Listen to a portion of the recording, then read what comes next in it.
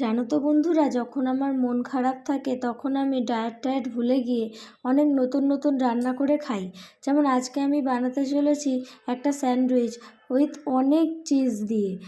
আজকে নিয়ে নিলাম 4টে ব্রেড, 2টো চিজ স্লাইস, একটু চিজ স্প্রেড, আর নিলাম সাথে মেয়োনিজ এবং 4 টুকরো শসা আর একটু পেঁয়াজ।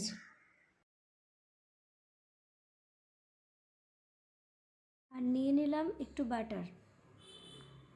কিছুটা মাশরুম কুচি করে নিয়েছি এবং চলো তাহলে এবার বানানো যাক। তাওয়াটা গরম হয়ে গেলে তাতে মাশরুমগুলো দিয়ে হালকা করে সতে করে নেব। বেশি ডিপ ফ্রাই করব না, হালকা সতে করে মাশরুমগুলোকে তুলে নেব। আর মাশরুমটা যখন হালকা ভাজা করব তখন সামান্য পরিমাণ লবণ দেব।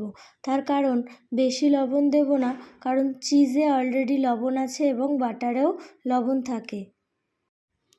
এবার আবার কিছুটা বাটার দিয়ে তারপর এর মধ্যে ব্রেডের টুকরোগুলো দিয়ে দিলাম, দিয়ে দু সাইড ভালোভাবে সেঁকে নিতে হবে। এবার চিজ স্লাইসগুলোকে কর্নার করে দিয়ে তার উপরে আর একটা করে ব্রেড তার উপর দিয়ে দিতে হবে। যখন চিজ স্লাইসটা হালকা মেল্ট হয়ে আসবে তখন সেটাকে নামিয়ে রাখতে হবে। দেখো কত সুন্দর ক্রাঞ্চি হয়েছে ব্রেডগুলো।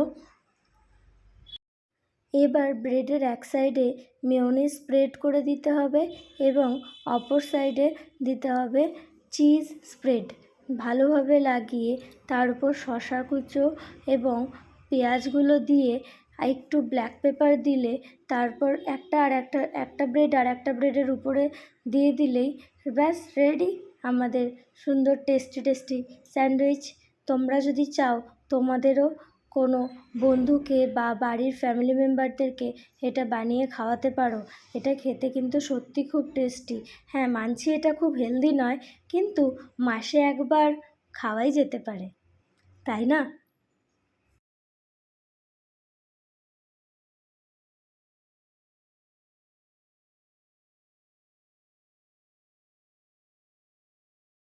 এই ভিডিওটা যদি তোমাদের ভালো লেগে থাকে তাহলে প্লিজ একটা লাইক এবং সাবস্ক্রাইব করে আমাকে সাপোর্ট করো। তাহলে এরকম ধরনের নতুন নতুন ভিডিও আমি বানিয়ে এই চ্যানেলে আবার নিশ্চয়ই দেব।